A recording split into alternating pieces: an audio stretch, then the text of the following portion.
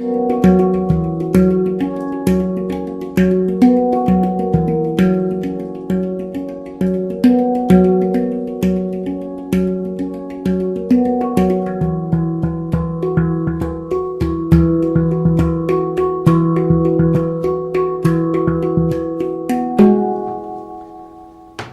dia a todos. Agradeço a presença de todos nesse painel, assim como do nosso palestrante, Dr. Tomás, e imediatamente passo a palavra para ele. Nós combinamos, o Dr. Tomás terá 40 minutos para fazer a sua exposição. Dr. Tomás. Bom dia. É uma alegria para mim, pessoalmente, estar aqui. Uma honra para o Ministério Público do Estado de Minas Gerais se fazer representar nesse evento das fundações de apoio. Mais ainda por participar dessa mesa com essas pessoas que a compõem. Agradeço imensamente as pessoas que tiveram a gentileza de me fazer o convite e providenciar a minha vinda para cá, esse conforto todo que nós estamos aqui. E começo por confessar para vocês que estava num evento em Goiás, quando surgiu a hipótese de me convidarem para vir aqui. E eu, em princípio, recusei. Eu disse que teria outra agenda, que viria a possibilidade de modificar. Eu estava num momento meio de depressão institucional, vamos chamar assim. Eu estava justamente saindo de um outro encontro em São Paulo, onde o coordenador, o presidente, o superintendente do GIF, ao fazer uma palestra, nos lembrou que há 20 anos falamos o mesmo assunto, há 20 anos patinamos no mesmo lugar, e que não houve muita evolução dessas propostas que nós temos encaminhado ou discutido no decorrer desses anos. Pior ainda, que há um tempo atrás, aí, recente, quando fui convidado para tratar de um assunto sobre as organizações filantrópicas, que vocês todos sabem, houve recentemente uma mudança na legislação, onde elas deixaram de vincular a um ministério específico, e cada uma vai ter que vincular ao ministério da área onde ela tem atividade, o que virou uma confusão, porque não se sabe se é de saúde, se é de educação, se é de assistência social, e piorou muito a situação das associações e fundações da área da filantropia. E, naquela época, um evento grande também, me chamaram para falar sobre a tal lei. E eu comecei dizendo que não li a lei, não leria a lei, e recomendaria que ninguém lesse essa lei, porque ela piorou o que já era ruim. E eu vejo as fundações de apoio hoje, conversando com alguns companheiros aqui, eu que já há 19 anos trabalho com fundações e associações, eu vejo que para vocês também parece que a situação se assemelha, ou seja, as regras que vêm com a proposta de melhorar pioram a situação, confundem mais os gestores e diminuem a possibilidade de prestar esse serviço relevantíssimo que as fundações podem e devem prestar às universidades e à própria sociedade. Não tinha como fugir do meu tema, essa questão da chamada intersetorialidade, porque esse é o assunto da minha pauta nos últimos 15 anos, com certeza. Insisto que se a gente não tiver em quaisquer dos setores ou das atividades que fazem o Estado funcionar de maneira eficaz e eficiente, se não tivermos os 3 setores funcionando com gestão profissional e transparência pública, interrelacionando, mas com independência, nós não teremos sucesso em falar em Estado democrático de direito, em evolução das relações aí e na melhoria da situação ambiental, cultural, educacional e de saúde no país. a intersetorialidade é pré-requisito para que essas questões sejam bem resolvidas. Isso aí não é uma invenção teórica, isso aí é um fato histórico, jurídico. A lei criou os 3 setores com esse objetivo. Por que o Código Civil brasileiro, os códigos civis de todos os países até, criou lá o Estado, o governo, são pessoas jurídicas de direito público, isso é o primeiro setor. São pessoas jurídicas de direito privado com fins lucrativos, o segundo setor. São pessoas jurídicas de direito privado sem fins lucrativos, fundações e associações, o terceiro setor. A lei criou isso justamente para que houvesse uma organização melhor da sociedade e que esses 3 setores, na verdade, formassem o Estado e que, interrelacionando subsidiariamente, complementarmente, faria o Estado funcionar de forma adequada, de forma eficaz. E estabeleceu aí alguns pontos que diferenciam um setor do outro, e muito claros para todos nós. Por exemplo, o governo com as funções indelegáveis ao particular, função de legislar, é uma função típica governamental, de aplicar as leis, de fiscalizar, de polícia, de segurança pública, são funções típicas, indelegáveis, governamentais. Eu aqui, quando digo isso, não estou falando de Estado mínimo, nem de neoliberalismo. Estou dizendo que na formação jurídica do Estado, quando se cria o governo, esse é o primeiro objetivo. Podemos até imaginar e desejar, principalmente nós cristãos, um mundo socialmente justo, socialismo, que todas as pessoas tenham direitos e oportunidades iguais. Podemos pensar que o governo deve ser o grande provedor das necessidades maiores de toda a sociedade. Devemos, sim, buscar com que o Estado, o governo, cuide para que a educação alcance a todas as pessoas, ou a maioria das pessoas, que a saúde seja um direito real e que as pessoas tenham a ela acesso na medida da necessidade. Podemos admitir que o Estado, o governo, cuide para que as questões culturais, ambientais, sejam garantidas à maioria da população, mas 2 ou 3 aspectos nos levam a repensar como é que está sendo feito isso aqui no nosso país e quem está protagonizando esse ambiente. Primeiro, como é que você, e aí alguns colegas promotores de justiça, enfaticamente não admitem que se tenha saúde pública por organizações privadas, que tenha educação pública por organizações privadas, e dizem que isso é terceirizar o que a Constituição atribuiu exclusivamente ao Estado, ao governo. Só que nós não estamos falando, eu disse e repito, de Estado mínimo, mas estamos falando aqui, e o nosso discurso é esse, do mínimo do Estado.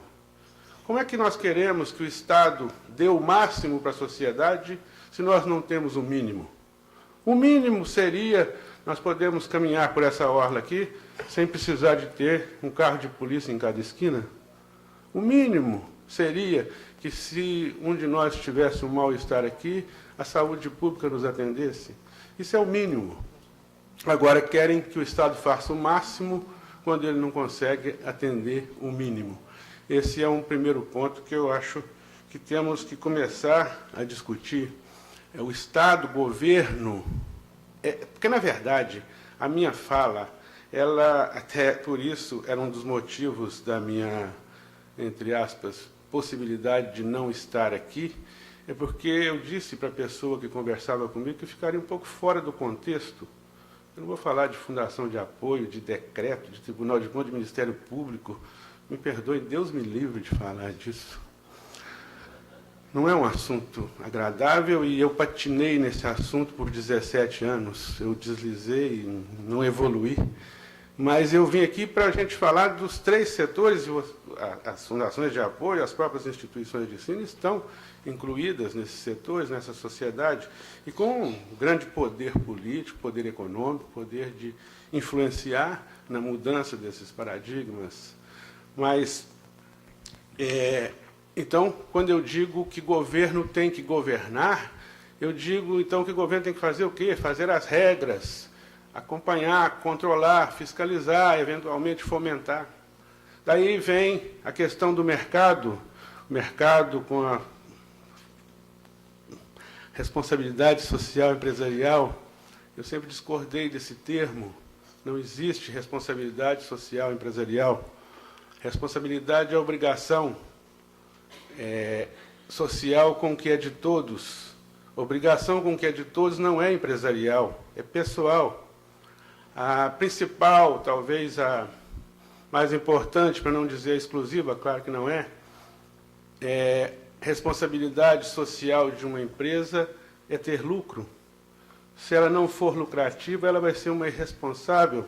Ela não vai pagar seus empregados em dia, não vai registrar em carteira, não vai fazer produto de qualidade, não vai atender aos seus clientes. É uma irresponsabilidade. O lucro é a maior responsabilidade social de uma empresa. E, às vezes, esse discurso nos assusta, porque a nossa formação cristã, e vem lá da Bíblia, que é mais fácil um camelo passar no fundo da agulha do que um rico entrar no reino dos céus, nos deixam pensando que o lucro é uma coisa pecaminosa, mas não é. Se uma empresa não for lucrativa, ela vai fechar, vai ser uma irresponsável. O que o empresário faz com o lucro, isso pode entrar no campo da moral, da religião, dos direitos, mas o que o empresário faz com o lucro? E aí a gente deve lembrar ou relembrar aos empresários que estão aqui, aos lá de fora, que o que nos ensinou José de Carvalho Filho, um grande empresário baiano que instituiu uma fundação na área de educação, grande fundação que atende a 6.000 pessoas, desde o pré-primário até pessoas em cursos no exterior. Este José de Carvalho Filho, passando por Minas Gerais, nos ensinou, e é uma frase ou um princípio que eu levo em todos os lugares por onde eu vou, que morrer rico é, no mínimo, falta de imaginação. Ele decidiu não ser o mais rico do cemitério da cidade dele. Ele preferiu instituir a fundação ainda quando ele estava vivo. Então, o que o empresário faz com o lucro que ele tem da empresa, aí sim entra nesse campo aí da religião e da moral. Mas a empresa em si, o segundo setor, é o setor produtivo, é o setor de gerar lucro, gerar renda, gerar emprego, fazer as coisas movimentarem, as coisas acontecerem, para financiar até o primeiro setor e o terceiro setor. Terceiro setor, as organizações sem fins de lucro, uma confusão legislativa, uma confusão interpretativa. Vocês mesmo, Fundação de Apoio, quem são vocês? É fundação mesmo? Ou é um braço privado de um órgão público? É fundação mesmo? Ou é um órgão que propicia um remendo na legislação administrativa, na legislação pública, que foi travando, fechando, amarrando, que impede que as universidades funcionem com autonomia? É um escape para que não haja autonomia das universidades? Ou é a própria autonomia das universidades? As associações e fundações, que confusão que nós fazemos com isso no nosso país. Nós temos, quando eu falo terceiro setor, eu falo de quê? Pessoa jurídica, de direito privado, sem fins lucrativos, de interesse coletivo. Pessoa que tem direitos e obrigações jurídicas criadas pela lei, sem fins lucrativos, que não distribui lucros ou dividendos, de interesse coletivo, que atende a maioria da sociedade. Pessoa jurídica de direito privado, sem fins lucrativos, de interesse coletivo. Isso é terceiro setor. Mas aí, como é que está no nosso país? Quem se enquadra nesse conceito? Os times de futebol, os partidos políticos, as igrejas, as associações de interesse mútuo, a Associação dos Promotores de Justiça, desse mesmo terceiro setor, como é a Sociedade São Vicente de Paula. Então, é uma confusão sem muita solução. Você não define quem é o chamado terceiro setor de forma adequada. Fizemos uma pesquisa em Belo Horizonte, chamada Diagnóstico do Terceiro Setor, foi censo mesmo, foi feito por universidades, a metodologia de pesquisa, a própria pesquisa pela FAPEMIG, que foi financiada, e teve participação de 5 universidades mineiras. E essa pesquisa nos mostrou que o chamado terceiro setor de Belo Horizonte, só na capital, o nosso recurso era pouco, nós conseguimos fazer só de Belo Horizonte, gerava, em 2006, 35 mil empregos de carteira assinada. Aí nós tiramos, tá? partido político, associação de interesse mútuo, clube de futebol, igreja, nós excluímos da pesquisa. Só as benemerências, 35 mil empregos de carteira assinada em Belo Horizonte, é mais emprego do que a indústria da mineração de todo o estado de Minas Gerais, que gera 29 mil empregos de carteira assinada. O terceiro setor movimentou 1,5% do PIB da capital mineira. É uma fábula de recursos. Poucas empresas movimentam juntas 1,5% do PIB de uma capital. Então, esse terceiro setor existe, é pujante, é útil, é necessário, mas nós reduzimos ele a quê? A ONG, as ONGs. Tomás, você trabalha com ONGs até hoje? Você é doido. Para que você mexe com esse povo? Porque estabeleceu-se, e eu mesmo já, procurador de justiça, com um pé na antessala da aposentadoria, às vezes, quando fala, você trabalha com ONGs, eu me recuso. Não, calma, não é bem isso. É uma ofensa falar ONG. Incorporou-se no nosso vocabulário, na nossa mente, que ONG significa das duas uma. Ou essas associações e organizações barulhentas, defensoras de direitos humanos e ambientalistas, que se amarram em navios, fecham o trânsito às 18 horas na segunda-feira e fazem esse alarido todo, que é desconfortável para boa parte da população, ou aquelas que são criadas pelo segundo ou pelo primeiro setor para desviar recursos ou para fazer falcatrua. Quando se fala ONG, vem essas duas à nossa mente. E, embora venham essas duas às nossas mentes, podemos dizer todos, e todos falam, você trabalha, quem trabalha numa fundação de apoio, trabalha numa ONG. E conhece esse conceito de ONG.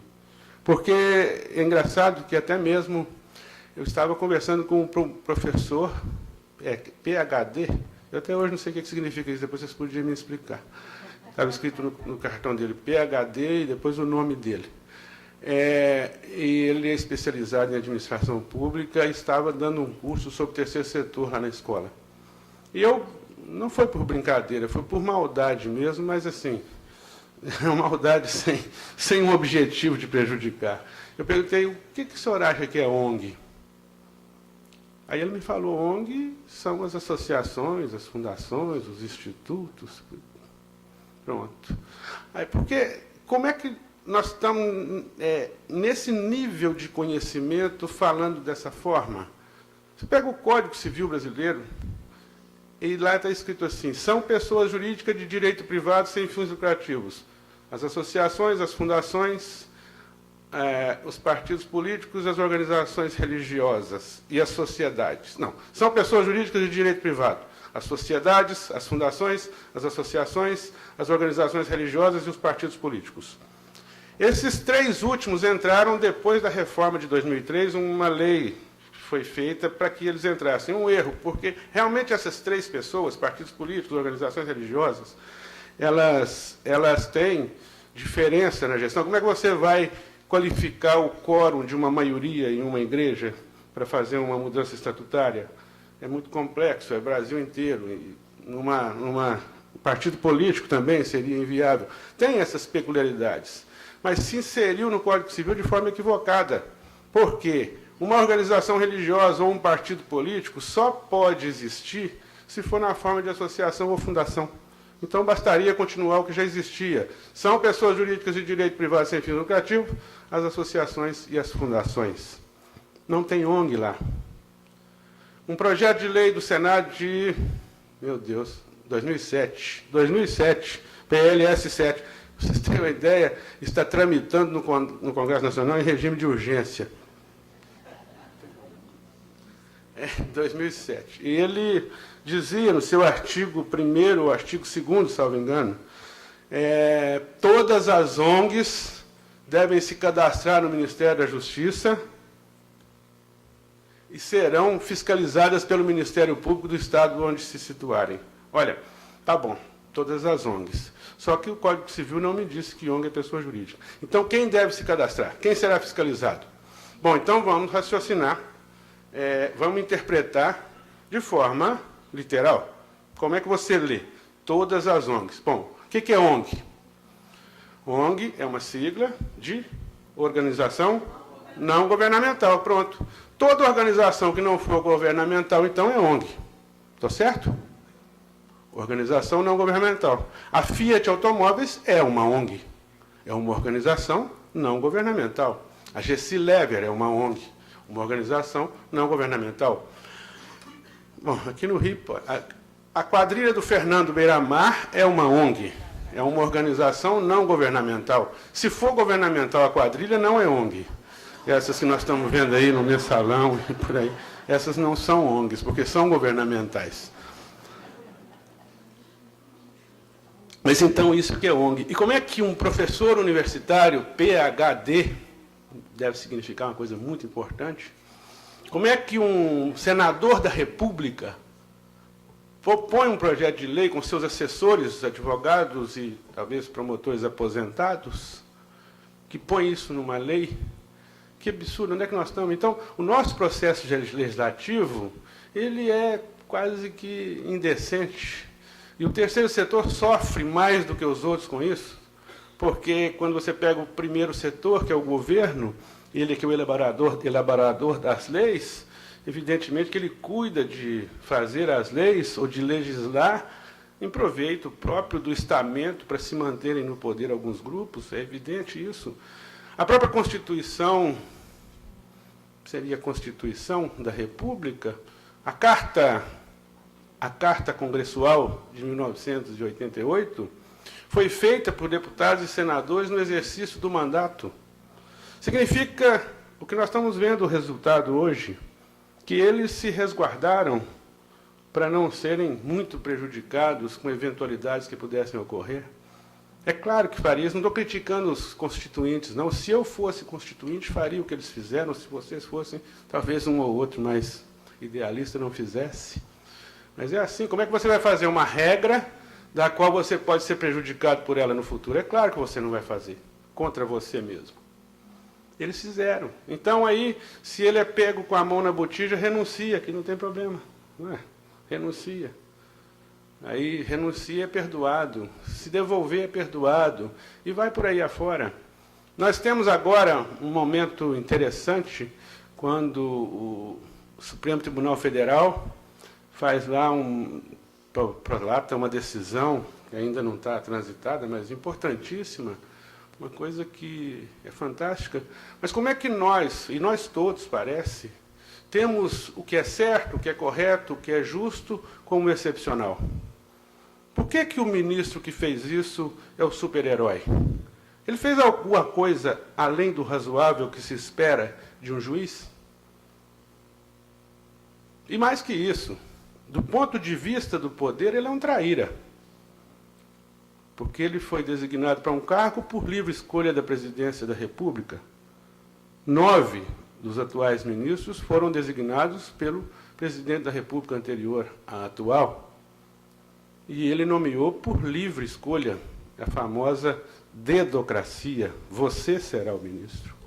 Dizem alguns colegas meus, não, mas você está radicalizando, não é bem assim, não. Tem que ser das carreiras jurídicas. Não tem. A Constituição fala, para ser ministro do Supremo Tribunal Federal, precisa de ter ilibada conduta e notório saber jurídico. Só isso. Pode ser engenheiro, não precisa nem ser advogado. Agora aí, mas precisa de notório saber jurídico e ilibada conduta. Quem avalia notório saber jurídico e ilibada conduta, professora?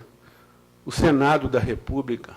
José Sarney, Fernando Collor de Mello, Demóstenes Torre. Principalmente, eles ficam muito interessados na ilibada conduta. Não estou dizendo que não há ilibada conduta dos ministros do Supremo Tribunal Federal. Estou dizendo que a forma de conduzi-los é equivocada, porque vincula a quem deu o cargo. O que significa ser ministro? Eu não serei, com certeza, depois que eu falo isso, minha chance é quase zero. Mas vocês imaginam, um salário de 30 mil por mês, 3 férias por ano, casa, comida, roupa lavada, segurança, pode fazer palestra e ganhar separado. Eu sou voluntário aqui, tá? E eu sou concursado. Pode ser acúmulo, e é vitalício.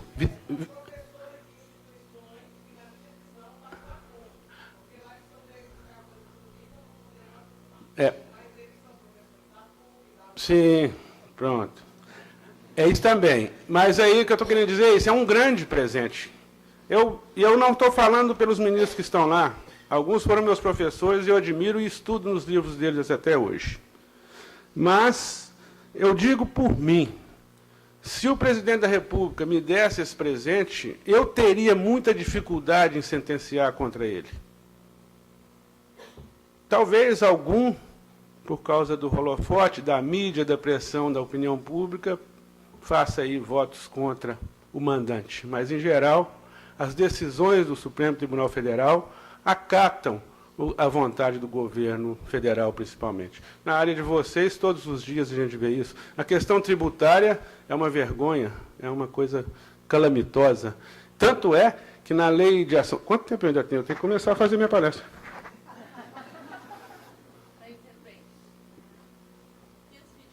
Tá bom, desculpa. Mas o meu propósito aqui era esse mesmo, a gente começar a falar disso dessa forma, nesse nível.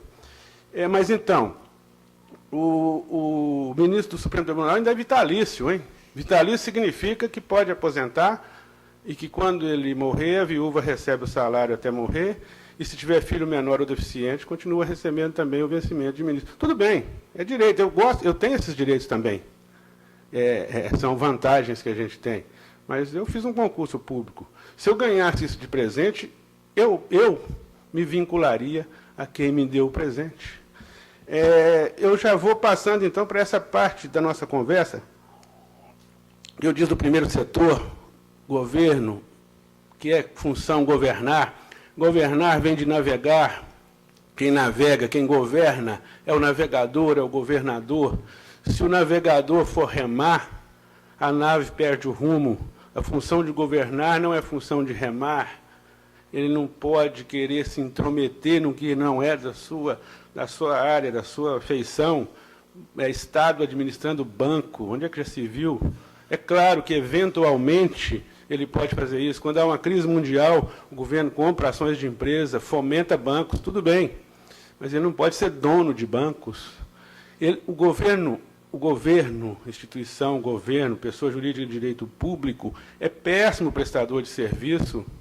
A gente vê, às vezes, aí, principalmente nas organizações de saúde, lá no estado de Minas Gerais, tem uma publicação da Secretaria de Estado da Saúde que 78% das internações hospitalares são feitas por filantrópicas, por associações e fundações. 78% das internações do SUS, do Serviço Público de Saúde, e 10% pelas privadas com fins lucrativos, ou seja, quase 90% do atendimento do SUS é feito por instituições privadas, umas com fins lucrativos, outras sem fins lucrativos. E outra coisa, fazem muito melhor, com muito menos custo e maior quantidade. A gente tem alguém aqui da fundação lá de Belo Horizonte que administra o Hospital Risoleta Neves? É uma fundação de apoio. Ah lá, isso, meus amigos lá de Belo Horizonte. Você, claro, da Fundep. Então, não sei como é que está lá na Fundep, o que está acontecendo lá hoje. Mas está jóia? Pois é, está jóia. O que aconteceu no começo? O promotor de justiça entrou na justiça contra o convênio. Eu tenho feito um desafio, até vou pedir vocês três para fazer isso para nós. Já pedi para muita gente, já pedi para o governador, inclusive. Eu queria que vocês fizessem um comparativo do Risoleta Neves com o João 23. É claro que guardadas as proporções do número, do volume, da capacidade de atendimento. Mas eu aposto muita ficha que o João 23 custa 2 ou 3 vezes mais e atende 2 ou 3 vezes menos, com os mesmos recursos. É um serviço privado, a Fundação faz melhor do que o Estado. É mais ágil, consegue fazer. E aí vem a minha colega, quase... Se a gente não fosse nesse nível de educação, teríamos ido às vias de fato, porque ela não aceita. Isso é terceirizar o serviço, que é obrigação do Estado. Eu falei, não, é atender uma demanda que o Estado não consegue. Então, o governo precisa, e acho que aí é o grande ponto, de redefinir o que é papel de quem, o que é papel de governo, o que é papel de mercado, o que é papel de fundações e associações, nesse contexto que nós estamos falando de sociedade civil organizada, de sociedade civil forte, porque nós temos nesses três setores, tem esses pontos que a gente poderia chamar de divergência. O governo compete fazer a regra, fomentar, fiscalizar, o mercado financiar e as associações e fundações fazerem o que lhes compete nas áreas aí de assistência, educação, saúde e cultura, mas nós temos um ponto ou dois pontos de convergência dessas pessoas jurídicas, e que são o fundamento das próprias pessoas jurídicas. O governo é composto por pessoas em um ambiente. Eu sou governo, sou Ministério Público, sou uma pessoa que vivo no mesmo ambiente. As empresas são compostas por pessoas que vivem no ambiente.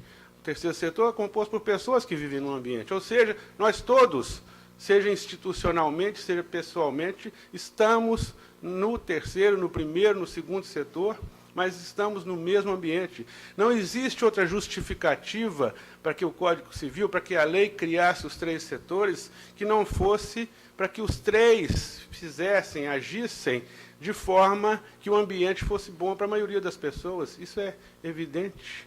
E não é isso que a gente tem visto, e nós temos tido aí um problema de governo querendo fazer papel de terceiro setor. Tudo bem, em algumas situações tem que fazer mesmo.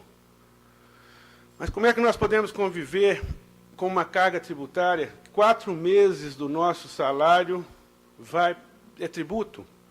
Nosso conterrâneo lá, ilustríssimo, né? O Tiradentes, foi o 5º que provocou a morte e o esquartejamento dele. A 5ª parte, 20%. Hoje nós estamos pagando 40%. Nós não estamos reagindo da forma como foi. E 40% de tributo, 4 meses por ano do nosso trabalho para tributo, é muito tributo. Por quê? Qual tem sido a fórmula dos governos nos últimos anos, décadas? É dar dinheiro para rico e dar comida para pobre. Isso sustenta o grupo ou o partido no poder. Os ricos estão muito felizes com os governos, estão cada vez mais ricos. Os pobres, estão muito felizes com os governos, têm um prato de comida garantido. E dar dinheiro para rico e comida para pobre mantém qualquer grupo político com 80% de popularidade. Não tem como não ser assim. E a classe média paga a conta e pode espernear, é o ius esperneandi, né? É o direito de chiar. Mas não mais que isso. Você pega aí a questão da legislação, agora vamos chegar aqui, da relação das leis, das relações entre os institutos que formam o Estado, terceiro, primeiro e segundo setor. Eu já disse aqui do terceiro setor, que confusão que é, a relação com o mercado, a relação com o governo, a relação entre elas próprias. Nessa pesquisa que nós fizemos em Belo Horizonte, um ponto relevantíssimo que me assustou muito é que as pessoas jurídicas de direito privado sem fins lucrativos, das 1.300 que foram visitadas censitariamente, apenas 48 estariam aptas a contratar, teria estatuto regular, livros regulares, forma de controle interno, entre outras necessidades básicas. 48 apenas estariam plenamente aptas a contratar. Então, há uma gestão que não é profissional e não tem transparência no terceiro setor, no primeiro setor. Nós precisamos, então, estava conversando com o moço lá de Viçosa, que apoia uma fundação de apoio, e ele dizendo que lá em Viçosa vão começar um trabalho de fazer uma pesquisa das organizações sem fins de lucro lá daquela cidade e depois fazer uma proposta de fomentar, capacitar, qualificar, monitorar, avaliar e certificar as organizações. Isso tudo porque esse preâmbulo, esse cenário, que também não é novidade, que eu falei ele em 1997, e repito aqui, para dizer que eu continuo tendo esperança.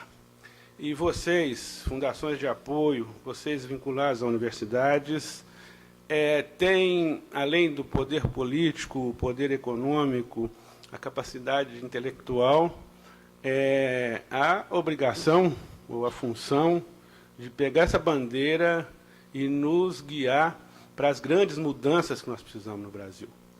Eu tenho defendido, e sou, desculpa, e guardada a proporção entre o profano e o sagrado, uma voz que clama no deserto, porque não existe para mim outra possibilidade de termos um concerto no Brasil se não for pela convocação de uma Assembleia Nacional Constituinte Revisora, composta por pessoas exclusivamente para esse fim de fazer a revisão constitucional, nesses pontos cruciais que os legisladores atuais não farão.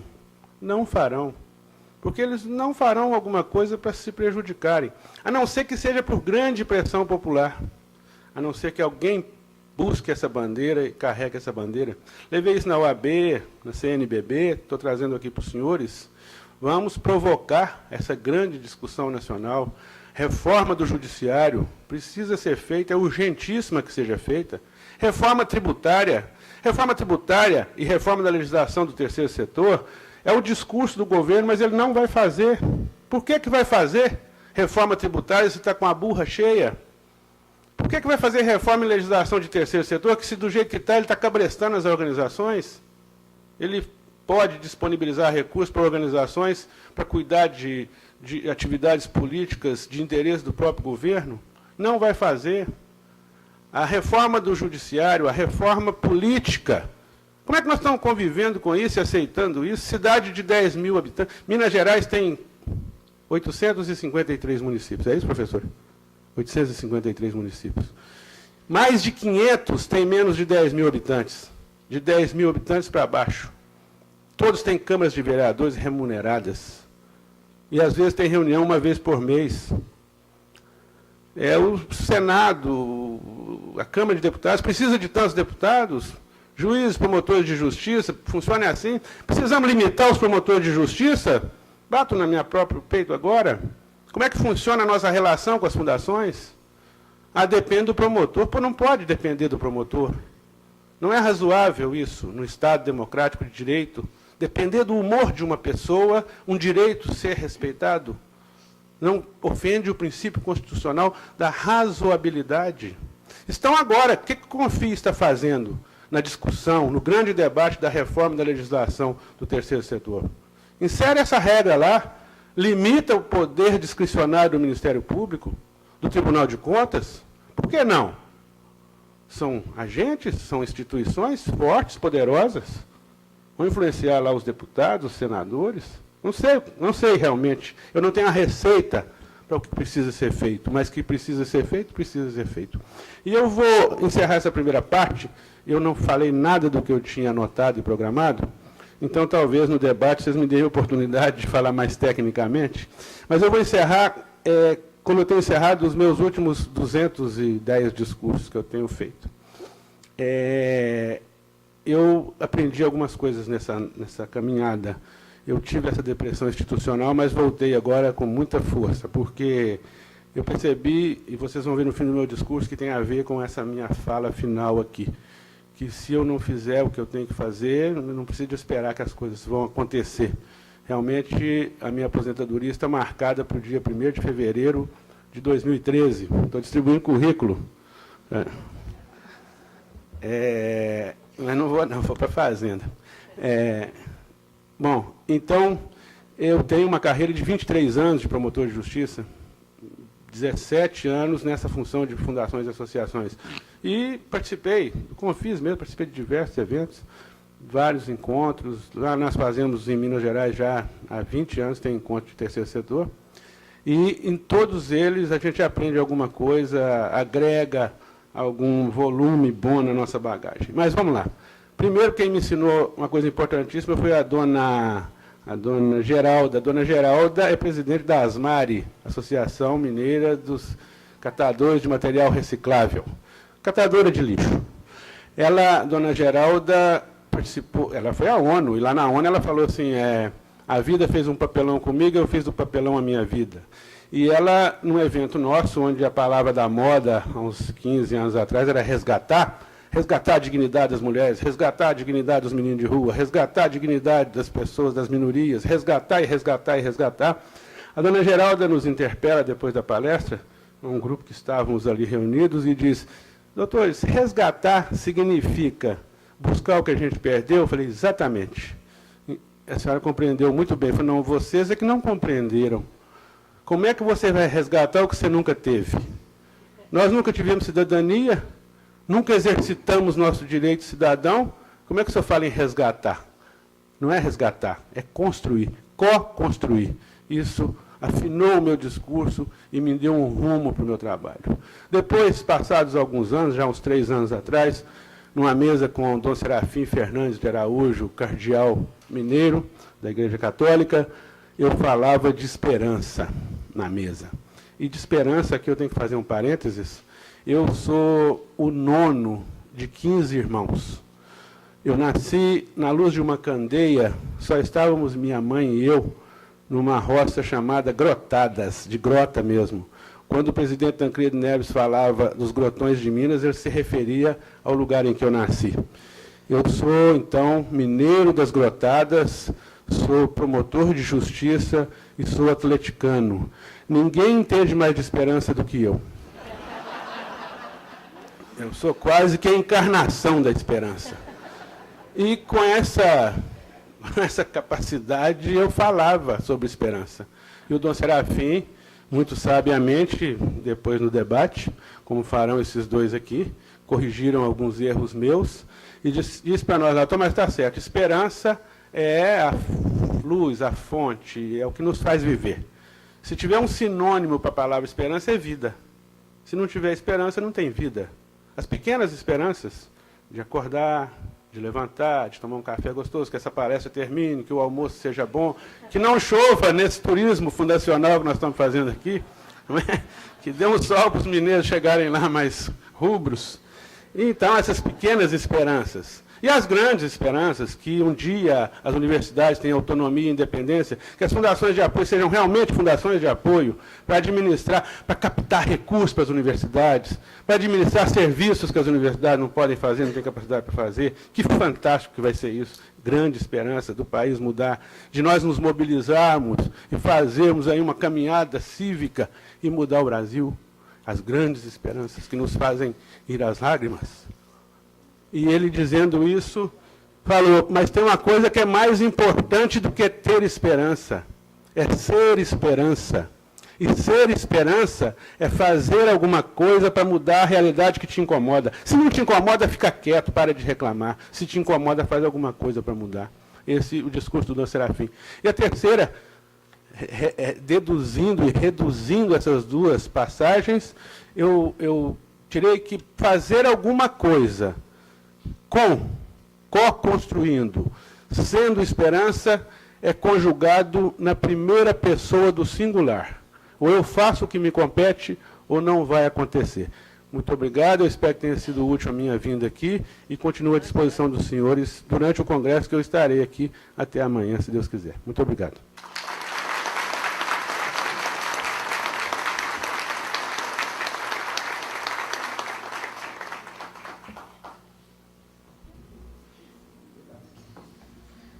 É uma tarefa árdua ter que controlar o tempo do Dr. Tomás, porque eu tenho certeza que muitos de nós gostaríamos, a totalidade de nós gostaria que ele continuasse falando, mas também tenho certeza que ao final dessa atividade nós poderemos interrogá-lo, perguntar a ele, e isso vai compensar esse meu preço de estar interrompendo a palestra dele.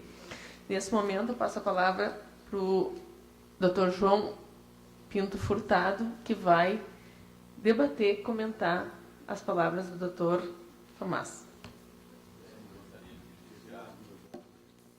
Eu gostaria de iniciar comentando e agradecendo à organização do Confis por esse convite. Para mim é sempre uma honra ouvir o Dr. Tomás e honra maior ainda estar do lado dele, né? Eu, particularmente, queria resgatar um pouco da minha intervenção de ontem e dizer que esse era o homem ao qual ontem eu me referia, né? É a pessoa Ele é o cara. É a pessoa que ontem, você se lembra, professor, doutor Tomás, se me permita, ontem eu fiz uma intervenção também aqui de 20 minutos ou 30 minutos, em que eu dizia que o nosso arcabouço legal precisa ser lido com inteligência, com flexibilidade, com experiência de vida e em nome do interesse público. Esse é o mais importante. E me parece que o doutor Tomás encarna esse espírito, essa filosofia, né? Na relação com o Ministério Público de Minas Gerais, a Fundep tem sido extremamente feliz, né? Eu digo que a gente que participa dessas discussões vê que em muitos estados há problemas de monta, né? E a Fundep tem sido feliz porque tem homens e mulheres do porte do Dr. Tomás, da doutora Valma e de outros, que sabem identificar o interesse público para além da norma, né? É um pouco aquilo que ontem a gente colocou como uma premissa fundamental. O princípio da norma é atender ao interesse público e, portanto, ela não pode ser lida na linha B do inciso 4º do parágrafo 3º do artigo 42. Né? É preciso pensar em princípio do mais geral para o mais específico. E me parece que a palestra que ele apresenta corrobora essa intenção. Né? O doutor Tomás vai me permitir também uma digressão pessoal. A primeira vez que eu o ouvi falando foi no encontro da Fundamig, que é uma associação de fundações, e não sei se é o mesmo encontro, acho que não. E estava exatamente na mesa de abertura o doutor Tomás, o Dom Serafim, que é uma autoridade eclesiástica importante em Minas Gerais, havia presidentes de instituições particulares de ensino, outras fundações, curadores, uma série de autoridades na mesa, e o doutor Tomás fez uma frase que me marcou muito, porque eu me identifiquei muito nela. Ele falou, num certo momento, com esse mesmo estilo prosaico, e atrás dessa aparente simplicidade existe, na verdade, uma grande sofisticação discursiva e, ao mesmo tempo, como aquele que ensejou seu nome, né, doutor Tomás, uma sofisticação, Tomás de Aquino, uma sofisticação discursiva e, ao mesmo tempo, uma necessidade de pensar a perspectiva humana por trás das leis, por trás dos acontecimentos. E ele disse uma frase de abertura que eu achei fantástica. Ele falou, olha, cada um de nós aqui tem um propósito, né? Apontou Dom Serafim, falou, esse não, né? Falou, Dom Serafim provavelmente faz o que faz para atender a Deus, né? Outros acham que Jesus encarna melhor essas premissas, outros farão por estar em sintonia com o budismo, né? Outros com a filosofia oriental, e outros simplesmente para dormir tranquilo a cada noite, né? Eu acho que esse propósito, pelo menos é o que me anima, eu acho que é o doutor Tomás também, dormir tranquilo a cada noite é uma benesse que não tem preço, né? É uma coisa que todos nós fazemos e, quando conseguimos, de fato é algo que nos deixa muito orgulhosos. Ou seja, hoje a gente construiu um pouco mais um mundo um pouquinho melhor que ontem. E se cada um colocar essa perspectiva na sua própria ação administrativa, me parece que nós teremos aí um bom caminho, um bom começo, talvez, né? O doutor Tomás nos pediu para comentar alguma coisa sobre o Hospital Risoleta, e eu acho que ele é um exemplo cabal do qual nós podemos partir, doutor. Eu comecei a minha vida profissional na periferia de Belo Horizonte, né, na Zona Norte, no bairro Mantiqueira. Eu dava aula numa escola de 1º grau. E me lembro que perdi, certa feita, um aluno, por causa de uma bobagem. Ele teve uma reação alérgica a um tipo de alimento, fechou a traqueia, e não se conseguiu chegar ao Hospital João 23, porque a Zona Norte de Belo Horizonte, embora populacionalmente, né, expressiva, Venda Nova é um mundo, é uma cidade, né, ela não tinha nenhum hospital de urgência, né, ela tinha um prédio muito bem construído, segundo os melhores parâmetros, e neste prédio uma série de equipamentos muito bem compradas, né, provavelmente com licitações, pregões, tudo dentro do mais correto. Mas o Estado não conseguia fazer o prédio funcionar, né? Você tinha um hospital pronto, fechado, por falta de gestão, né? Foi quando a Fundep entrou no circuito, né? E descobrimos coisas horríveis, doutor. Havia gente roubando equipamento através de corda, né? Logo que foi fazer-se a primeira vistoria para ver o estado das instalações, uma das pessoas da comissão falou, olha, tinha um monte de corda amarrada na janela, nós não entendemos nada disso, depois é que nós identificamos. Na verdade, havia uma quadrilha, mais ou menos atuante, que de vez em quando ia lá, pegava um equipamento, amarrava e deixava e tal. E a complacência do Estado era tão grande que chegou uma hora que eles não se davam ao trabalho de recolher a corda mais, eles já deixavam ela pronta e falavam, não, daqui a 2 dias a gente vai voltar de novo, então deixa a corda, aí ninguém vai vir aqui mesmo, etc. E a Fundep se orgulha muito de, em parceria com a Universidade Federal de Minas Gerais, ter instituído um modelo de gestão, né? Nós envolvemos o corpo técnico da universidade, o corpo de médicos, envolvemos a experiência bem-sucedida do Hospital das Clínicas e assumimos a gestão do Risoleta. Houve muitos percalços, depois o professor Croco pode comentar mais detalhes, porque essa área é mais de supervisão do outro diretor, do professor Henrique, e da presidência. Mas a gente, é claro, tem sempre alguma coisa a dizer. No primeiro ano, nós tínhamos um modelo de relacionamento que era terrível, era convênio, né? Uma coisa que a gente sempre chama lá, a primeira prestação de contas de 1 ano de gestão gerou uma Kombi de documentos, né? E, na verdade, a dúvida que a gente tinha era a seguinte, a Kombi justifica o gasto de analisá-la, não é melhor analisar os resultados, né? Não é melhor analisar o que foi conseguido com o hospital, né? Por quê? Porque, de fato, quando veio o parecer sobre a prestação de contas, foi pior ainda, né? Um auditor do Estado, doutor, falou, olha, tem recibo com caneta vermelha, e glosava, né? Não se pode assinar recibo com a boa norma contábil não admite recibo assinado com caneta vermelha. Eu falei, sem carimbo, o tal do carimbo todo mundo se esquece que é fácil comprar um carimbo na loja da esquina, encomendar um carimbo com o nome de qualquer autoridade, com o nome de qualquer instituição. Ora, a fraude, se tiver que acontecer, ela acontece, não é para as pessoas. O importante é ver os resultados. E aí eu comento mais uma comparação, doutor Tomás de Aquino. Uma coisa que a gente descobriu lá na gestão do projeto, né? É que a vítima de tiro de Venda Nova, a vítima de tiro do Hospital Risoleta Neves, ela em geral chega com mais de 3 tiros, né? Enquanto que a vítima do João 23, ela chega com 1 ou 2 tiros, né? É violência familiar, porque o João 23 fica na zona centro-sul, né? Então lá não tem crime de execução, quer dizer, tem também, mas não é tão intenso quanto o João 23. E em um certo momento nós discutimos isso do ponto de vista financeiro, porque você reparar um organismo que está perfurado por 7 ou 8 balas tem um custo muito maior do que reparar um único corte de faca ou de um único tiro, alguma coisa assim.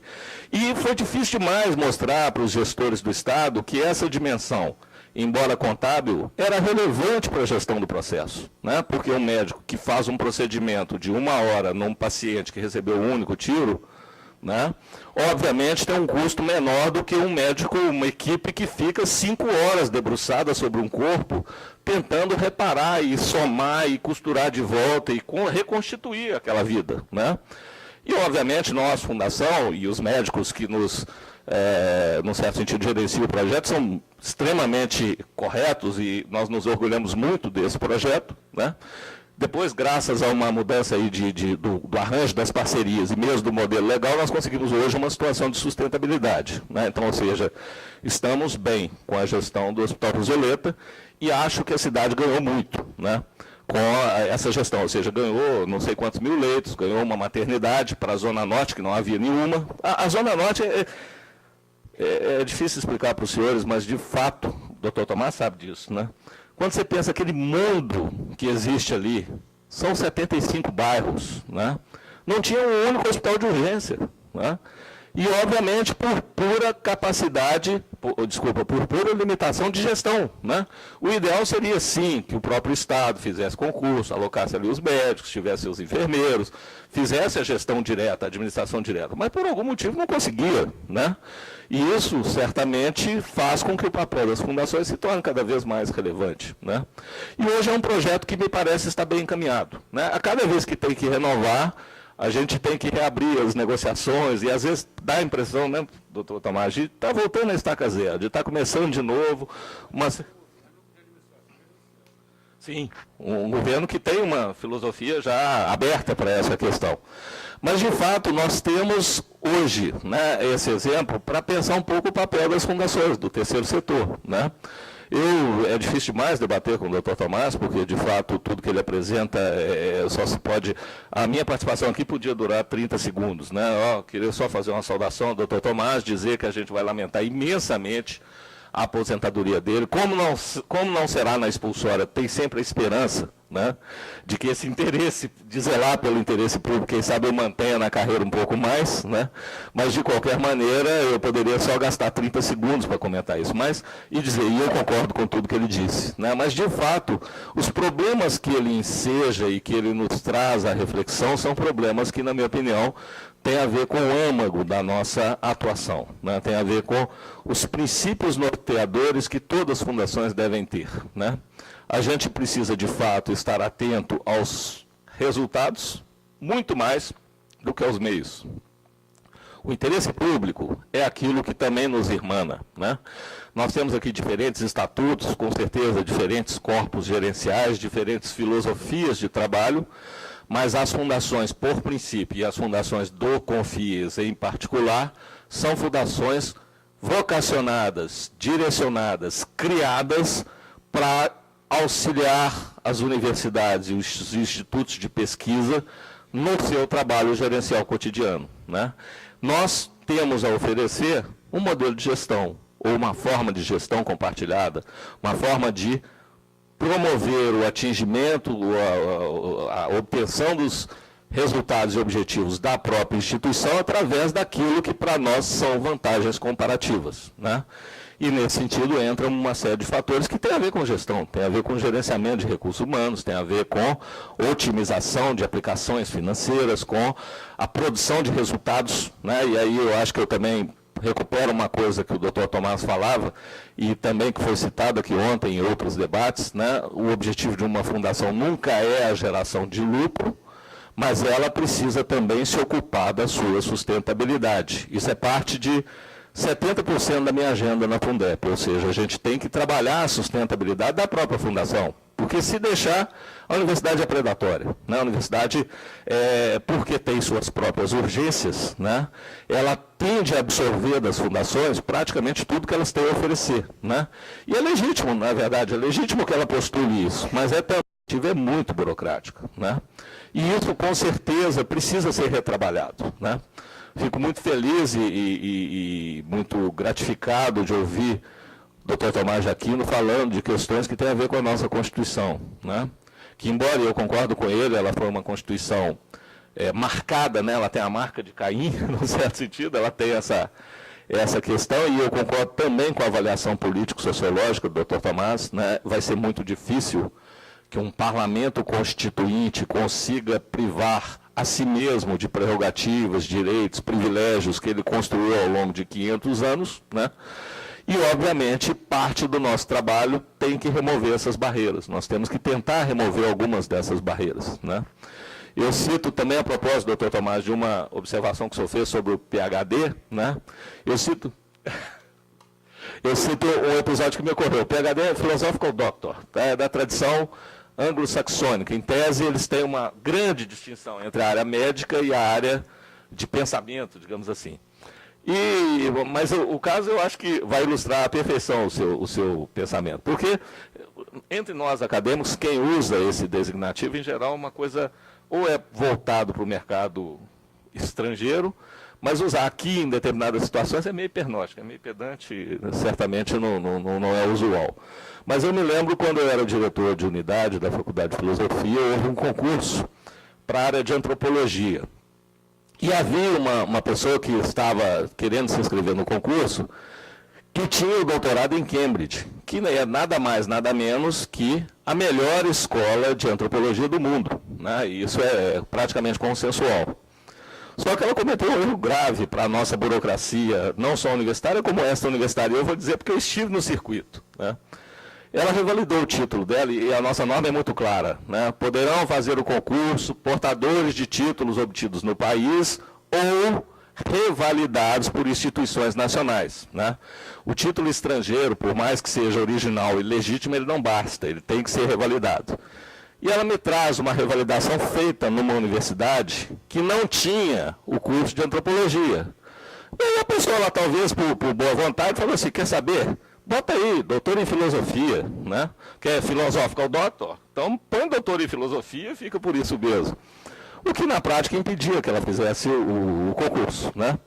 Aí eu achei uma solução intermediária. Agora eu posso confessar isso, que ela já é uma excelente professora, extremamente querida pela casa, já passou o estágio probatório, e eu tenho certeza que ninguém, nem sequer os candidatos que perderam a vaga para ela, vão protestar. Eu chamei ela e falei, professora, eu tenho um problema, porque eu sou encarregado de lidar com a legitimidade do concurso, e eu não posso decidir isso sozinho, é muito para mim, né? Então eu vou indeferir sua inscrição. Ela, como é que pode, tudo?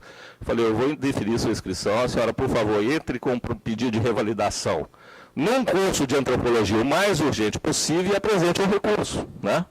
Porque com o recurso, eventualmente, eu levo a congregação, é um órgão colegiado, e a congregação tem mais condição de avaliar e, de repente, suprir essa lacuna, né?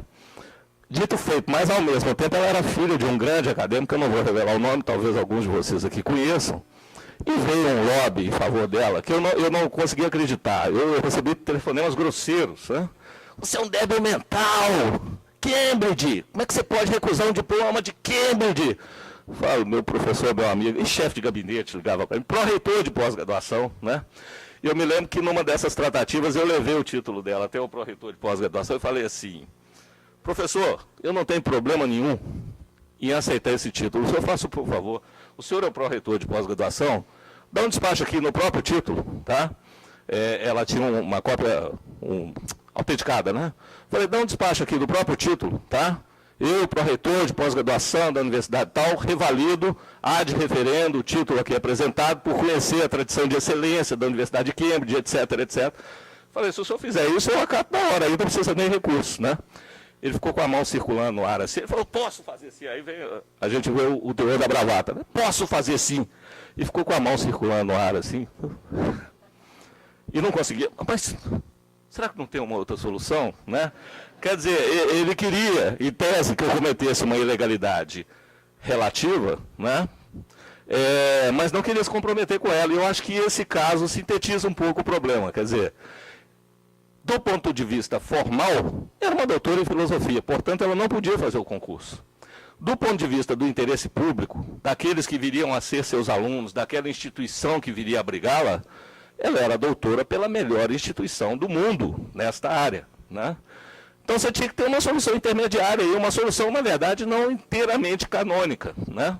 Mas dito e feito, ela apresentou o recurso, eu levei a congregação com alguma perplexidade, né? Poxa, João, por que você trouxe isso para nós? Eu falei, não, eu não posso decidir sozinho, porque senão, aí pode caracterizar assim, o favorecimento de um candidato, o descumprimento da lei, o concurso como um todo pode cair. Mas uma vez que eu tinha uma posição da congregação, eu falei, agora eu estou mais tranquilo, né? E não deixei, é óbvio, de mandar para o pró-reitor, para que ele atestasse também, né, a possibilidade de que isso ocorresse. Mas eu cito esse exemplo para mostrar como é que a nossa cultura é impregnada de burocracia. O que às vezes o bom senso nos diz, né, as normas dizem o contrário. E as normas não foram criadas para ferir o bom senso. Elas foram criadas para viabilizar o bom senso do modo mais objetivo possível. E se elas se contrapõem ao bom senso, há que se ter soluções intermediárias, há que se ter capacidade para resolver esses problemas, né? E nesse caso específico eu citei porque, já que o senhor falou da ideia do PhD, nós temos hoje uma grande PhD, né, na instituição já há mais de 10 anos, né, e ganhou todo mundo. Ganhou o interesse público, ganhou o aluno, né, e ganhou sobretudo a universidade. As pessoas vão me dizer, mas o segundo e o terceiro classificado não ganharam. Eu falei, não. O que eu assegurei foi a condição de igualdade, de isonomia na disputa, né? E não haveria por que privar uma grande universidade de uma grande pesquisadora. E, de fato, o desempenho dela foi 40 mil vezes além de qualquer outro, né? E, obviamente, uma vez que eu tinha o respaldo institucional, ficou mais ou menos tranquilo. Se os senhores...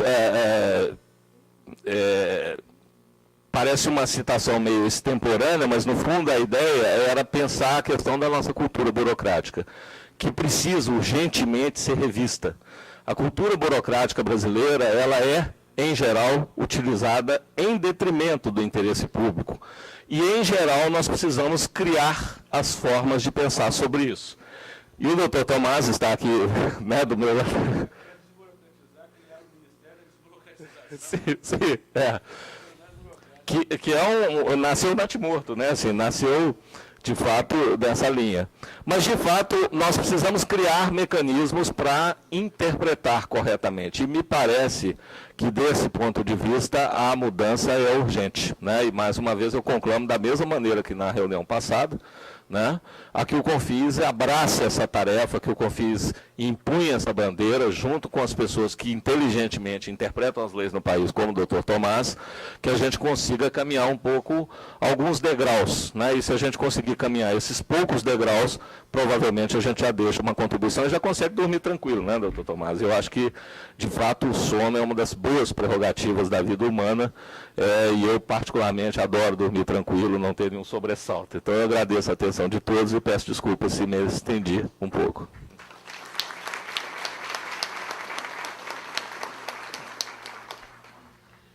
Obrigada, doutor João Furtado.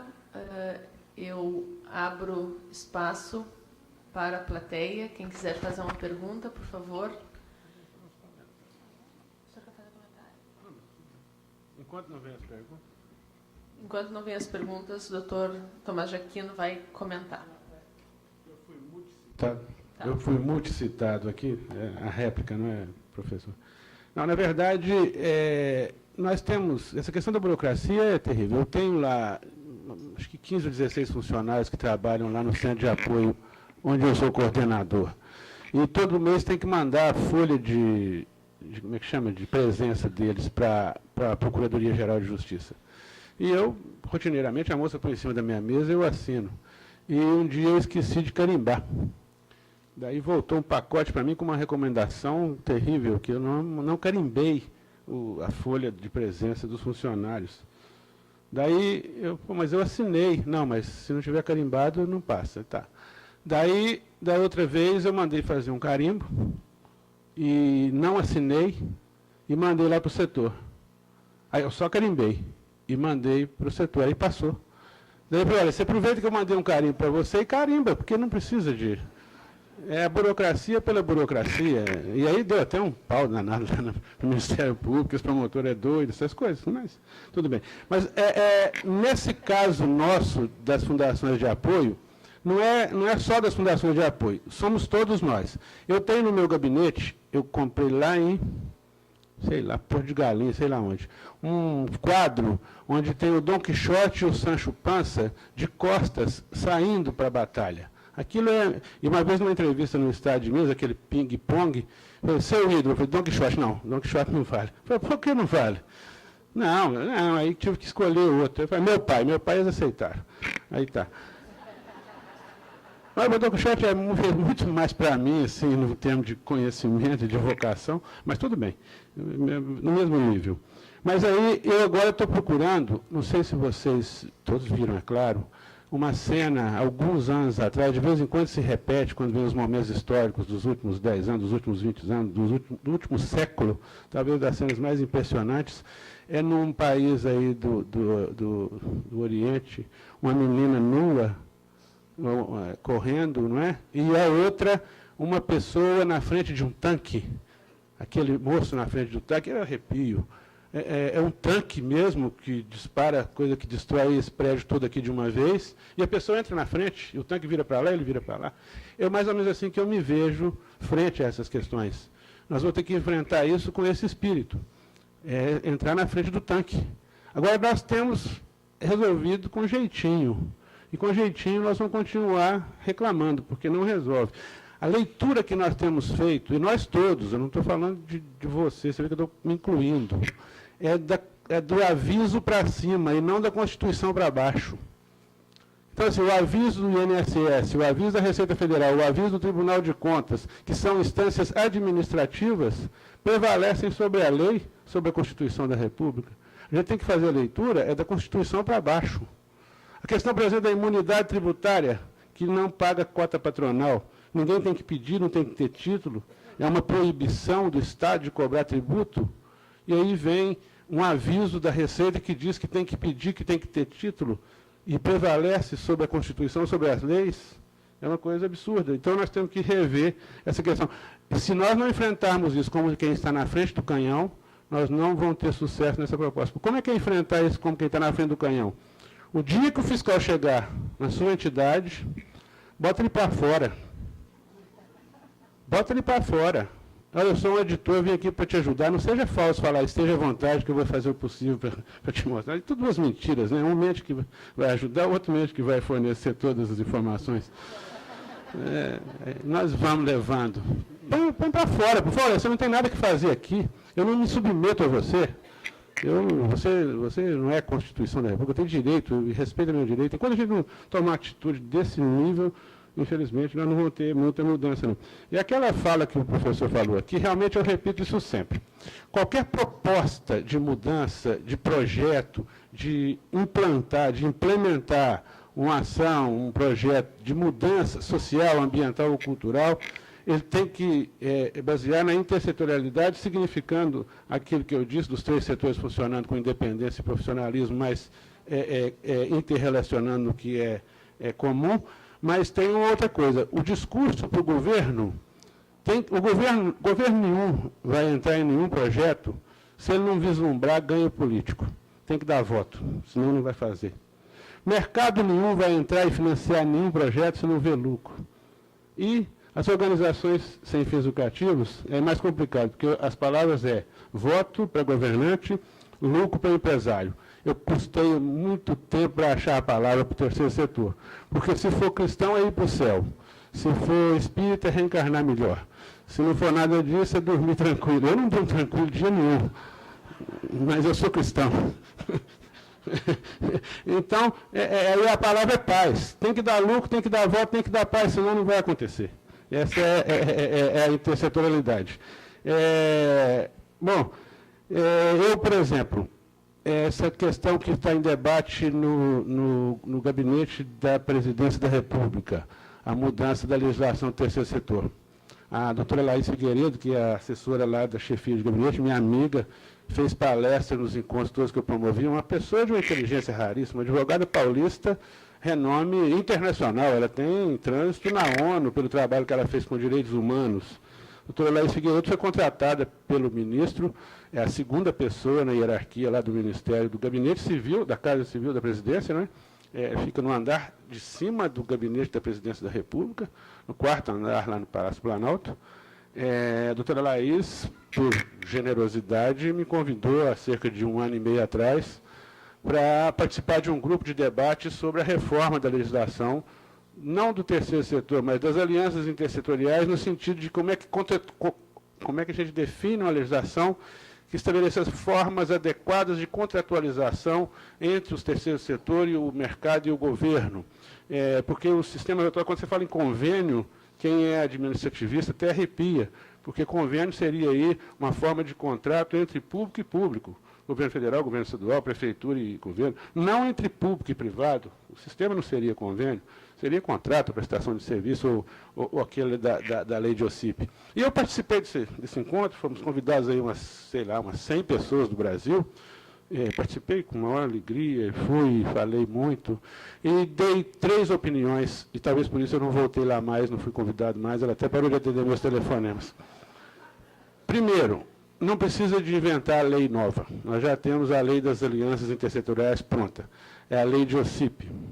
Só que tem um problema. Ela foi feita pela dona Ruth Cardoso, que encomendou, Deus a tenha, que a encomendou ao Augusto de Franco. Então, a lei é do Augusto de Franco. Mas é uma lei muito boa, muito bem feita. Não tiveram cuidado de revogar as inúteis leis de utilidade pública e lei de filantropia, que é só burocracia, só para atrapalhar. Se alguém da área jurídica tiver um argumento que justifique a existência da lei de utilidade pública, eu quero ouvir, porque não existe, ela é inútil. Ela só prejudica, é só burocracia. Mas ele disse, então faz isso, Laís. Como o governo Dilma não pode acatar uma lei que foi feita pela dona Ruth Fernando Henrique, muda o nome. Tira de OCIP, faz para, sei lá, cipó, inverte as letras, faz alguma coisa, igual o menino faz, porque ela já está pronta. É só dar um acertinho daqui ou dali e revoga a lei de utilidade pública, revoga a lei de filantropia. Essas foram as minhas sugestões lá, além de outras de ordem prática. Bom, só que eu recebi recentemente de um colega que esteve lá aqui do Rio de Janeiro, Paulo Haus, vai estar aqui com vocês, parece que amanhã. um advogado judeu, é isso? Meu amigo, grande amigo, Paulo House, eu faço questão de escutá-lo. Ele sim inflama uma plateia, ele faz barulho. Esse advogado me mandou a cópia da proposta legislativa, que o governo tinha prazo de 3 meses para mandar para o Congresso, já tem 1 ano e meio, me parece, não foi. É exatamente a mudança de nome da lei de OCIP. Então, e outra coisa, o que ela se ofendeu mais, e com razão, eu admiro muito e continuo admirando. E um dia a gente faz a paz, porque ela é muito boa advogada e boa pessoa. Mas o que a ofendeu mais, que ficou, vamos dizer assim, que agravou muito a minha situação, é que eu falei, você não vai conseguir. O governo não vai mudar a lei das relações intersetoriais, por livre e espontânea vontade. Ele não vai mandar para o Congresso. Se mandar, ele vai mandar e vai trabalhar contra. Igual ele manda a lei de reforma tributária e trabalha contra.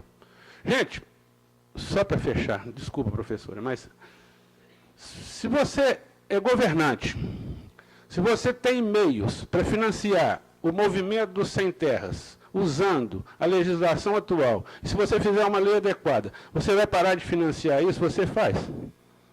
Não fará. É como disse para mim um vereador de Belo Horizonte, que eu fiquei, não amigo, mas admirei a coragem dele, que eu apresentei uma proposta da Lei de Alianças Intersetoriais de Belo Horizonte. Um vereador encampou a ideia. Aí me chamaram para uma audiência pública. Na audiência pública, o discurso foi todo pelo acatamento da proposta legislativa, que está aqui no livro até hoje. Aí o vereador me chama no particular, no gabinete dele, e fala assim, doutor, você acha que nós vamos dar um tiro no pé? As pessoas não vão mais precisar de Câmara de Vereadores para ter título, não vai precisar de nós mais para ter convênio, para que nós vamos fazer isso? Isso não vai acontecer, doutor. E não aconteceu. Tem 4 ou 5 anos, parou, arquivou, tramitou e volta a apresentar, mas não vai acontecer. Por isso que eu digo da reação, e eu me sinto sim um Dom Quixote saindo para atacar os moinhos, mas mais que isso, e a minha aposentadoria tem a ver com essa minha crença, porque eu não falo isso, às vezes, institucionalmente, às vezes me incomoda isso, porque muitos promotores de justiça, meus colegas, que eu prezo muito, a instituição que, vamos dizer assim, em contrapartida me deu um bom salário, mas que fez com que eu tivesse oportunidade de fazer o que eu faço, eu não falo mal da minha instituição, mas uma parte desse meu discurso, eu não posso dizer que seja o discurso institucional. Então, mesmo que com muito menos arma, muito menos aparelhagem, eu continuar com esse discurso, eu preciso, sim, desinstitucionalizar, não é? Porque é uma batalha, é uma proposta, é um propósito pessoal. Mas, bem, enfim, o Ministério Público, os Ministérios Públicos do Brasil fizeram uma grande mudança, evoluímos muito nas questões dos direitos fundamentais, na questão de acessibilidade, na questão de atendimento à saúde, na questão ambiental, e tem feito um trabalho fantástico. Querem agora calar a nossa boca com a lei lá da mordaça. Não vão conseguir. Querem proibir o Ministério Público de investigar criminalmente. Um absurdo. Mas esse discurso, por exemplo, das fundações de apoio, que devem ser fundações de apoio, não é o discurso do Ministério Público. E eu preciso continuar fazendo o meu discurso. Só para encerrar agora, definitivamente, é porque teve um jogador de futebol que ganhou uma Copa do Mundo, não sei se é Guia, como é que é? Ademir da Guia, era zagueiro, é isso? Ganhou a Copa do Mundo. E voltou para o Brasil e foi entrevistado aqui no aeroporto, deve ser Santos Dumont, e aí a rede de televisão falou para ele assim, o que você achou da Copa do Mundo, de ganhar a Copa? Ele falou, fantástico, coisa maravilhosa. Viajei de avião pra caramba, conheci o mundo todo, bebi bebidas que eu não imaginava que fossem tão boas, conheci mais coisas lindas, maravilhosas, e ganhamos a Copa do Mundo. E aí ele achou que a entrevista tinha terminado, meio mineiramente, chama o repórter para o lado e fala assim, e você acredita que eles ainda me pagaram por fazer isso? Então, assim, eu encerro o meu discurso e a minha carreira. Eu faço com todo prazer e ainda fui muito bem remunerado para fazer isso. Muito obrigado.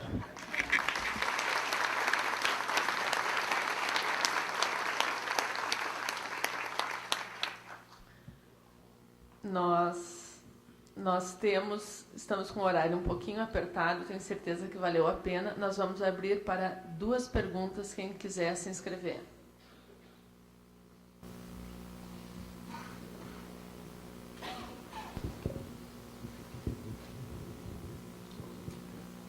Bom, eu sou da Fundação José Monteiro, de São Luís do Maranhão, de apoio à Universidade Federal.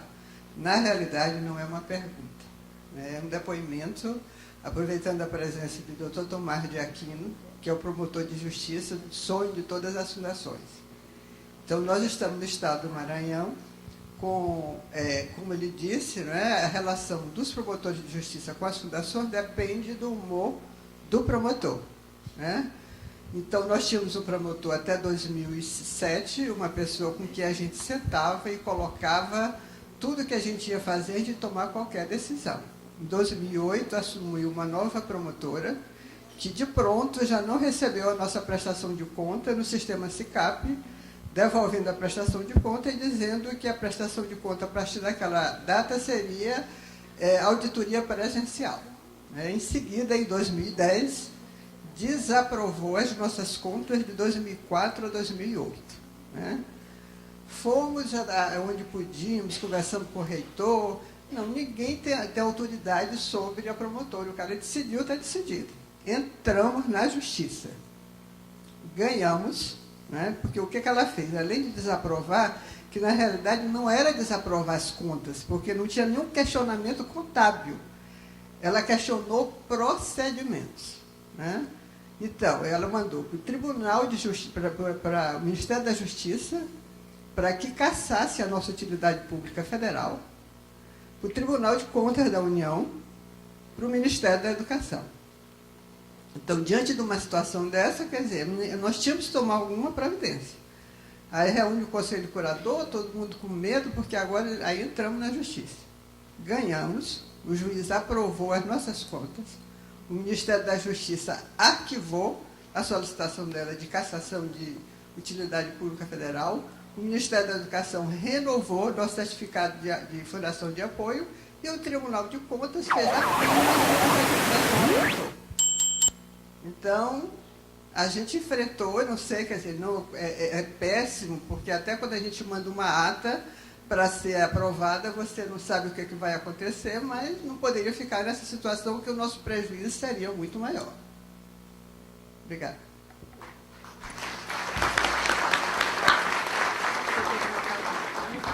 Realmente, esse é um dos problemas que eu tenho levantado, com muito cuidado, para não,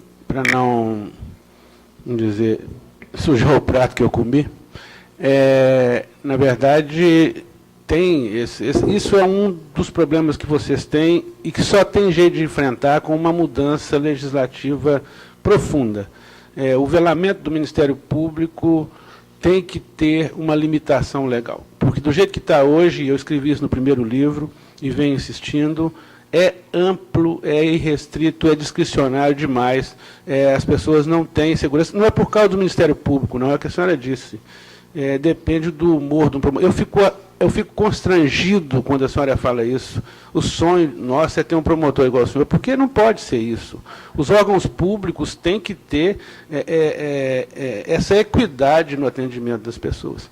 Então, esse princípio aí, eu acho que vocês teriam que comprar uma briga grande, com o Confis, eu não sei como é que funciona, mas comprar uma briga grande mesmo, para uma limitação, não só do Ministério Público. Olha, eu não sei se eu conseguiria administrar um negócio desse de vocês. Presta conta ao Tribunal de Contas, a Controladoria Geral do Estado, Controladoria Geral da União, Ministério Público Estadual, Ministério Público Federal, quando tem tempo, quando quer, e vai por aí. Vocês têm uns 5 ou 6 órgãos. Essa Kombi de papel que o senhor mandou lá, doutor, o senhor não mandou só para o Tribunal de Contas, não. Manda para o Tribunal de Contas, manda para o Ministério Público, manda para o Governo do Estado, não é? Para a Controladoria Geral. Então, são 3 Kombis. E, então, é um negócio que é pouco razoável. Eu fiz uma reunião lá em Minas com 5 órgãos de controle. Com o Tribunal de Contas, Ministério Público, Controladoria Geral do Estado, tinha mais 2, não me lembro aqui. Éramos 6 órgãos de controle e de fiscalização. E fizemos um combinado. Olha, se for uma fundação prestar contas ao Ministério Público, a gente manda para os outros órgãos um atestado e está valendo. Da mesma forma, Se eles prestarem contas na Controladoria Geral do Estado, manda para nós um atestado, nós aceitamos. Não funcionou nenhuma vez, nenhuma. Foi uma reunião, fizemos ato, o governador bateu palma, teve discurso, aquele negócio todo, mas não funcionou. Então, não tem como funcionar isso se não for realmente uma mudança legislativa que tem que ser pressionada. E isso aí, quando eu vou perdendo a crença, que vai me dando aquele desânimo, acontecem umas coisas que me dão um novo fôlego. Por exemplo, a lei da ficha limpa. Foi mobilização popular, foi o povo que fez a lei da ficha limpa. Por que nós não podemos fazer essa? Nós temos muito mais poder do que isso. Depois, eu estava fechando meu comércio, aí descobri um negócio chamado APAC, Associação de Proteção aos Condenados. Eu respiro APAC. Falo com a minha mulher, no avião, se me der papo, vai escutar APAC e Conspiração Mineira pela Educação. Já estava quase arrefecendo, vem a Conspiração Mineira pela Educação. São projetos intersetoriais que funcionam. Mas essa que ainda não vi ainda ninguém começar, nós temos que começar a enfrentar o tanque. E o tanque é mais uma ilusão do que uma verdade. O tanque é o aviso do órgão administrativo.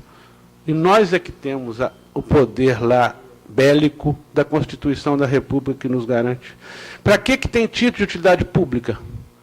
Você não precisa dele para nada, ele não serve para nada. Aí todos os órgãos estaduais, municipais, de conselho municipal não sei de quê, conselho não sei de onde, exige título de utilidade pública. Pergunta para quem escreveu aquela regra se ele tem ideia por que ele escreveu aquilo.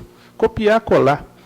As leis são feitas, mal feitas, no interesse de algum grupo no nível nacional, são pioradas e copiadas no nível estadual, pioradas e copiadas no nível municipal, pioradas e copiadas nos órgãos e nas instituições.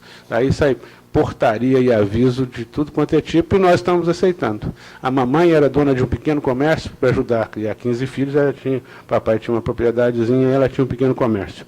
E aí sempre chegava o fiscal, tem aquele negócio do fiscal. O dia que o fiscal chegava era um rebuliço, uma cidadezinha pequena. O fiscal chegou, todo mundo e aí juntava as coisas e tudo, aí o fiscal chegava na loja. Aí chegou na loja e pega os livros e olha tudo direitinho. Opa, não, aqui a senhora não carimbou a folha 32 no verso. Vai ter uma multa aqui de tantos reais. Daí o que ela fazia? Vai no contador, né? Um amigo lá, o Zé Carlos. Zé Carlos, o que eu faço aqui? Senhora, isso não é devido não, mas é melhor pagar que ninguém aguenta uma fiscalização. Esse é o erro que nós temos cometido. Nós estamos pagando a conta sem, desculpa a expressão, peitar esse povo que está fazendo burocracia pela burocracia. Se a gente acabar com o título de utilidade pública, uns 500 empregos deixarão de existir em Brasília e nada mais grave do que isso ocorrerá.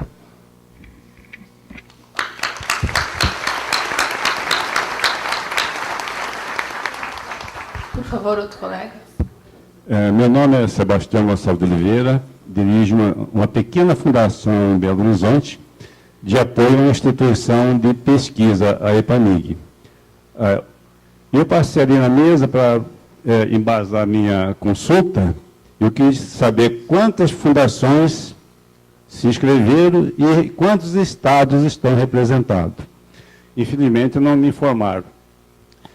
A razão é o seguinte: esse problema que estamos vivendo, eu acho que esse número de fundações, estados, que tem seu representante político, poderíamos sair daqui, e aí talvez até com um apoio aí do nosso doutor Tomás, de quem eu sou um macaco de auditório, porque eu admiro muito, e não só como respeito, sair daqui com uma proposta e um compromisso de pressionarmos os nossos políticos, nossos representantes lá do Senado, da Câmara Federal, da Assembleia do Estado, para alguma coisa nesse sentido. Eu acho que temos representatividade para isso, para um movimento dessa natureza.